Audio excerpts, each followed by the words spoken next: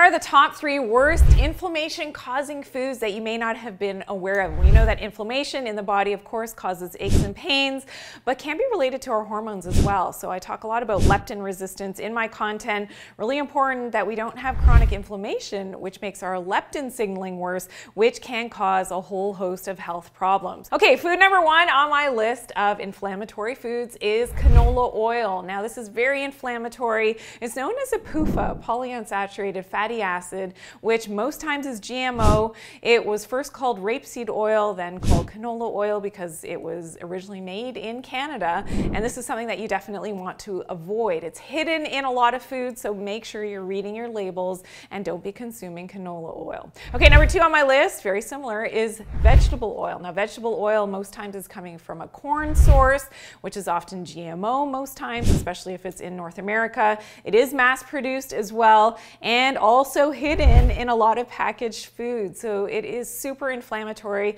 You want to do your very best to avoid this type of oil.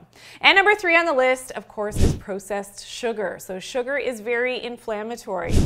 Not only does it offset your leptin signaling and your insulin signaling, but it just causes a lot of inflammation. Can be very inflammatory, especially for the gut, and lead to leaky gut issues, which is something, of course, that can then be related to autoimmune disorders. So things like Hashimoto's thyroiditis and other issues with chronic inflammation, as that's related back down to the leaky gut. So my tips here, of course, everything in moderation. If you want to enjoy these things once in a while, you go out or you're at a party or whatever, not the end of the world, but everything in moderation. Whenever you do have control of what you are eating, try to stay away from these inflammation-causing foods and stick to a whole foods diet. Healthy omega-3s and healthy omega-6s in the diet from healthier sources of those oils is definitely the better way to go for your overall health.